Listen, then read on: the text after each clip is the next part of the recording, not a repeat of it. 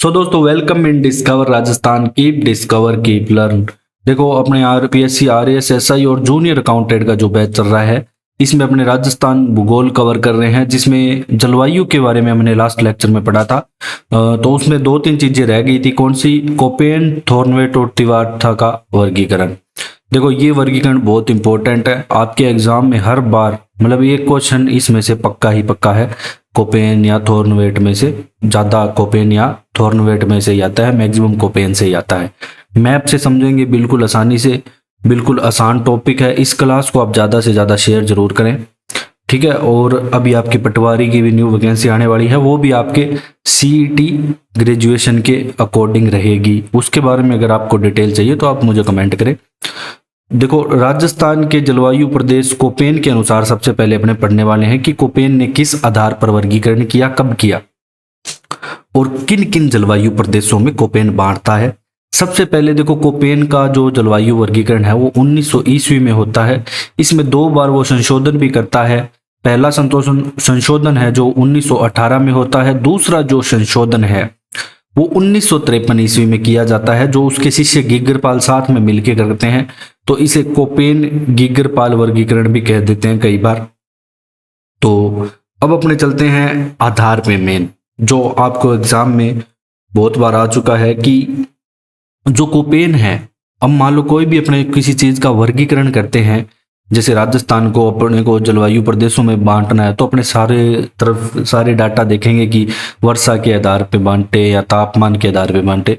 तो राजस्थान की जलवायु भी अलग अलग प्रकार की है, पूर्व में अलग, पश्चिम में अलग, दक्षिण में अलग, दक्षिण पूर्व में अलग। तो उस हिसाब से थोड़ा टफ भी रहता है बांटना। तो इन्होंने जो आधार माना ना, वो माना वनस्पति। तो वनस्पति को इसने प्रायोरिटी दी, तो मुख्य आधार इसने वनस्पति माना। हालांकि तापमान और वर्षा को इसने दूसरे और तीसरे नंबर पर रखा।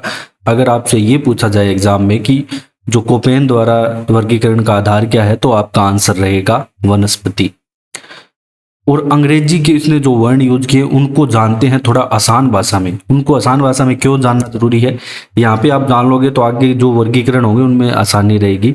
देखो ए, बड़ा ए, बड़े ए को अपने को क्या पढ़ना है, अपने को याद रखना है उसकी दृष्टि से। ए से अपने को ए पढ़ना है। अति आर्द्र जलवायु के लिए ए का प्रयोग होगा, मतलब सिर्फ इसके लिए नहीं होगा, मैक्सिमम मतलब ए का प्रयोग वहीं करेंगे जहां अति आर्द्र जलवायु होगी। फिर बी से अपने को बाड़ू पढ़ना है। बाड़ू देखो रेत गर्म और शुष्क होती है, जो पश्चिमी क्षेत्र है, तो इसके लिए शुष्क जलवायु के लिए हमेशा बी का प्रयोग होगा। फिर बात करते हैं सी को अपने हिंदी को ऐसे पढ़ना शी, तो जहाँ पे शीतोष्ण जलवायु होगी, उपोष्ण होगी, वहां पे अपने सी लगाएंगे। डी और ई राजस्थान के लिए प्रयोग में नहीं लिए गए। और जो ए और सी का आधार इसने माना तापमान, और जो बी है इसका आधार माना वर्षा। तो देखो बी का तो वर्षा ही मानेगा, सीधी सी बात है, जहां शुष्क जलवायु होगी। अब जो छोटे वर्ण है उनको, जो छोटा डब्ल्यू है ये वार्म और जो छोटा एच है ये हॉट, मतलब दोनों का सेम होता है, लेकिन अगर देखें तो कुछ मायने में वार्म और हॉट में थोड़ा डिफरेंस होता है। एस का मतलब होता है स्टेपी। एस से स्टेपी लेना है, आधा गीला आधा सूखा। तो अर्ध शुष्क हो गया, आधा गीला आधा सूखा। तो जहां भी अर्ध शुष्क लेंगे तो वहां एस आएगा। फिर जहां जी वहां यूज होगा जहां पे गर्मी पड़ेगी। जी से अपने को गर्मी लेना है, और शर्त यह है कि वर्षा से पहले वहां पे तेज गर्मी होनी चाहिए। और जो कोपेन राजस्थान को बांटता है वो 4 जलवायु प्रदेशों में बांटता है। तो मुख्य बात यह है कि कोपेन जो राजस्थान को कितने जलवायु प्रदेशों में बांटता है, 4। यहां तक आपको अगर कुछ समझ नहीं है कोई दिक्कत नहीं है, अब ये मैप में सब कुछ समझ आ जाएगा कि कैसे बांटता है, कौन कौन से जिले आते हैं। ये भी कंफ्यूजन दूर हो जाएगा, वर्ड वाला भी थोड़ा, ठीक है। अब इसको देखते हैं कि कौन कौन से 4 जलवायु प्रदेशों में कोपेन वर्गीकृत करता है। देखो सबसे पहले है BWHW, मतलब 2 बार W आ गया। W हम गर्म के लिए यूज कर रहे हैं, सीधी सी बात है। और बी बाड़ू, ठीक है, बी क्या आ गया, बाड़ू। वहां पे शुष्क अति गर्म, शुष्क अति गर्म। एच भी आ गया साथ में, तो इसलिए यहाँ पे एच भी और 2 बार W भी आ गया, तो इसलिए शुष्क अतिगर्म या उष्ण शुष्क प्रदेश भी कहते हैं इसे, BWHW को। मैप में भी मैं बताऊंगा तो आपको अच्छे से समझ आएगा। फिर एस आ गया तो मतलब स्टेपी यूज करना है, मतलब अर्थ शुष्क वर्ड यूज करना है। और एच और डब्ल्यू भी आया तो गर्म जलवायु, अर्थ शुष्क गर्म जलवायु, इसे स्टेपी जलवायु प्रदेश भी बोलते हैं।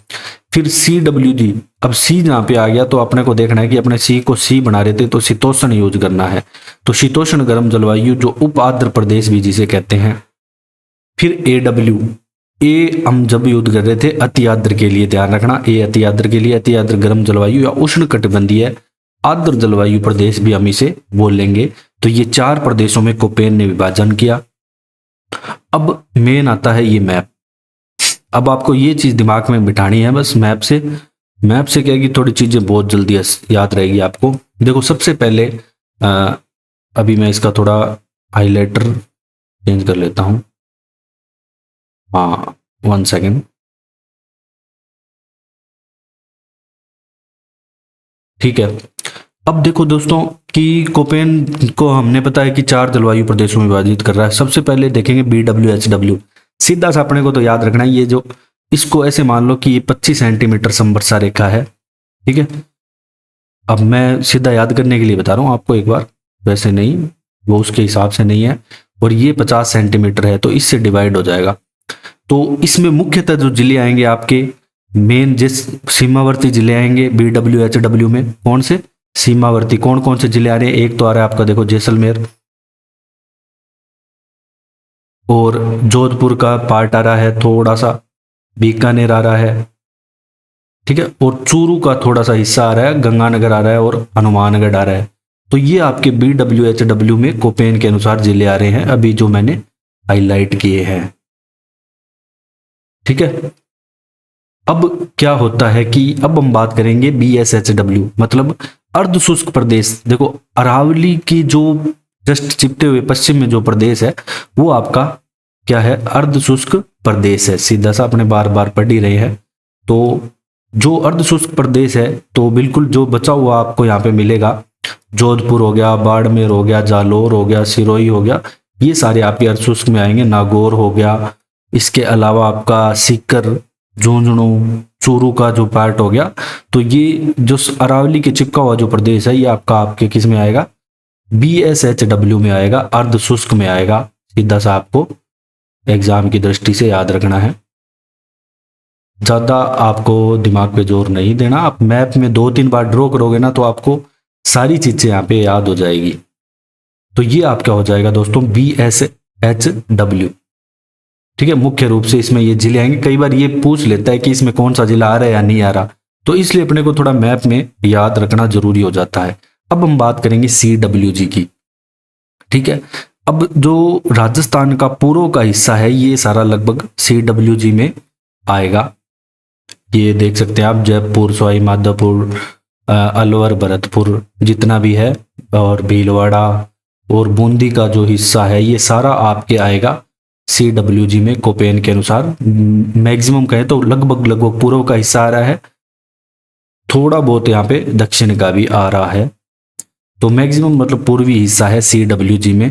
इसके बाद जो लास्ट आता है आपका AW, कौन सा, AW में आपका दक्षिण पूर्व का क्षेत्र आएगा। इसके अलावा उदयपुर, बांसवाड़ा, डूंगरपुर और लगभग चित्तौड़गढ़ का भी थोड़ा थोड़ा क्षेत्र यहाँ पे आ रहा है, और कोटा, बूंदी, बारा, झालावाड़ी ये मुख्य रूप से आ रहे हैं।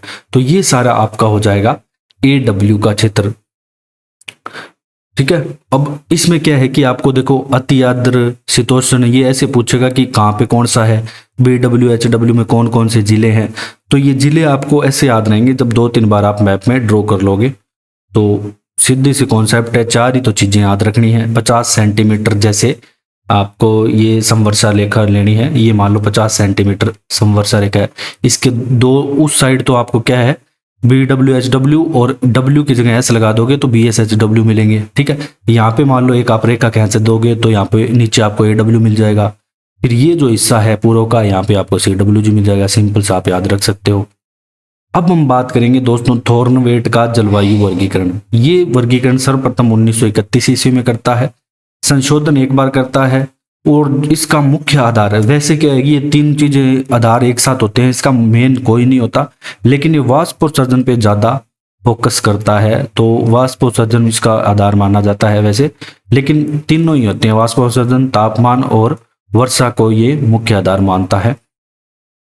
थॉर्नवेट में के लिए थोड़ा सा याद करने के लिए आपके लिए एक ट्रिक है, ये भी इजी है आराम से। दो व्यक्ति थे, एक तो बाबा रामदेव और एक महेंद्र सिंह धोनी, जो भी 5वां सीएसके के लिए कप लाए हैं आईपीएल में, तो सभी को पता होगा, दोनों को सब जानते होंगे।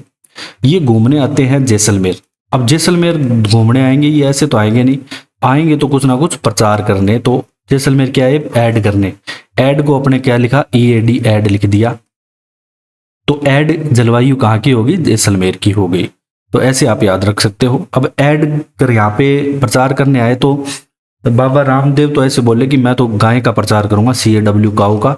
तो दक्षिण पूर्व क्षेत्र है राजस्थान का, तो उसके लिए जलवायु हो जाएगी CAW। और धोनी बोला मैं डव शैम्पू का प्रचार करूंगा, DAW। तो बाकी बचे हुए राजस्थान की क्या हो जाएगी, DAW। अब अपने मैप में देखेंगे तो अच्छे से समझ आएगा।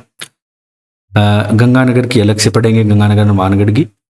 देखो ऐड की जैसलमेर में ऐड की EAD है जलवायु।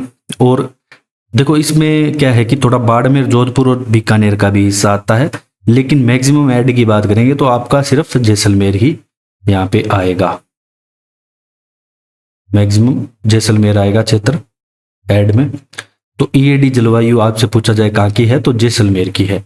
फिर हम बात करेंगे दोस्तों किसकी, फिर अपने बात करेंगे ये DBW की बात करेंगे तो गंगानगर हनुमानगढ़ का मेन क्षेत्र आएगा। इसके अलावा आपके चूरू, बीकानेर का भी क्षेत्र आएगा। तो ये मेन 4 होंगे इसमें, ठीक है। मेनली गंगानगर हनुमानगढ़ का है, वैसे यहाँ तक। बाकी देखो ये याद नहीं रखनी, बाकी शेष बची हुई है जो DAW होगी, और CAW याद रखनी है आपको, क्योंकि जो दक्षिण पूर्व क्षेत्र है ये देख सकते हैं आप, और उदयपुर, बांसवाड़ा, डूंगरपुर ये क्षेत्र, और कोटा, बूंदी, बारा, झालावाड़ का क्षेत्र है, यहाँ पे आपको मिलेगी गाँव, CAW।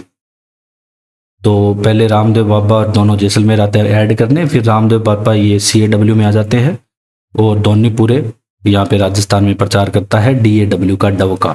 तो ऐसे आप थोड़ा याद रख सकते हो, और याद रखने में थोड़ी आसानी होगी। तो ये पूरे राजस्थान की हो जाएगी डव। तो ये हो गया आपका थॉर्नवेट का जलवायु वर्गीकरण। अब हम बात करेंगे टिवार्था की। अब टिवार्था क्या करता है कि कोपेन का जो कोपेन में एक शब्द होता है ना, वो कम कर देता है, बस आधार होता है इसका वर्षा, ये याद रखना है। जो टिवार्था है इसका आधार क्या है, वर्षा यहाँ पे आधार मानता है। जैसे AW है तो ये तो स्वयं वही हो ही गया, उष्णकटिबंधीय आर्द्र। फिर BSH, इसने यहाँ पे क्या W हटा दिया, उष्ण एवं अर्ध उष्ण कटिबंधीय स्टेपी तुल्य जलवायु है। तो S तो देखो स्टेपी के लिए होगी, अर्ध शुष्क के लिए होगी, S जहाँ भी आएगा। WH आ गया, यहाँ से एक W इसने कम कर दिया, तो शुष्क जलवायु के लिए BWH। CAW अर्ध उष्ण आर्द्र जलवायु प्रदेश है, अर्ध उष्ण आर्द्र जलवायु प्रदेश को इसने CAW लिखा है। अब इसको देखते हैं कि कौन कौन से यहाँ पे आते हैं। तो देखो मेन आपके इसमें क्या है कि सबसे पहले आता है आपका BWH। तो ये क्या कि थोड़ा यहाँ तक फैल रहा था, इसने इसको थोड़ा सा विस्तार कम करके क्या किया कि इसने जैसलमेर, बाड़मेर और बीकानेर, जोधपुर का थोड़ा सा हिस्सा यहाँ पे ले लिया BWH में। फिर CAW की बात करते हैं, किसकी, CAW की। CAW में ये क्या करता है, वही सेम पूर्व का हिस्सा ले रहा है, वहाँ भी सेम लगभग इतना हिस्सा आ रहा है, वहाँ थोड़ा सा ज़्यादा आ रहा है। तो जो राजस्थान का पूरा हिस्सा है ये CAW में आ रहा है आपका। और आपका जो AW है, अति आर्द्र है, इसमें सेम वही हिस्से आ रहे हैं जो पहले आपके कोपेन में आ रहे थे, लगभग कोई डिफरेंस नहीं है, देख सकते हो आप, बस थोड़ा बहुत इधर ऊपर नीचे होगा, बाकी सेम वही कोटा, बूंदी, बारा, झालावाड़, कोटा, झालावाड़, बारा और इधर उदयपुर और वो क्षेत्र आ रहे हैं। और बाकी जो आपकी यहाँ पे बच गई, तो यहाँ पे ये BSH अर्ध शुष्क में आ जाएगा, बाकी जितना भी बच गया तो ये BSH में आ जाएगा, अर्ध शुष्क प्रदेश में। जितना भी यहाँ पे क्षेत्र बच गया, गंगानगर, हनुमानगढ़, नागौर, चूरू, सीकर, जितने भी यहाँ पे बाड़मेर, जालोर, सिरोही का जितना भी बच गया, तो आधा सिरोही इधर इसमें आएगा और आधा, तो सेम वही है। मेन देखो क्या फोकस होता है, 50 सेंटीमीटर समवर्षा रेखा के बेस पे ये डिवाइडेशन करते हैं। बाकी इन्होंने अलग अलग अपने अनुसार तो आप मैप में तीनों को देखो, बार बार ड्रॉ करोगे ना तो आपको समझ आ जाएगा कहानी क्या है, तब आपको थोड़ा डिफरेंस भी आ जाएगा। ठीक है, कि देखो थॉर्नबाइट में CAW दक्षिण पूर्व में जारी है और यहाँ पे आपके पूर्व में है, और कोपेन में भी इधर पूर्व में ही थी। तो ऐसे आपको थोड़ा डिफरेंस लेके चलना है। दीवार था थोड़ा सा आपको यहाँ पे मैप अलग मिलेगा। तो अगर आपको दोस्तों हमारा कंटेंट पसंद आया तो आप डिस्कवर राजस्थान को शेयर करें, सब्सक्राइब करें। Thanks for joining discover Rajasthan.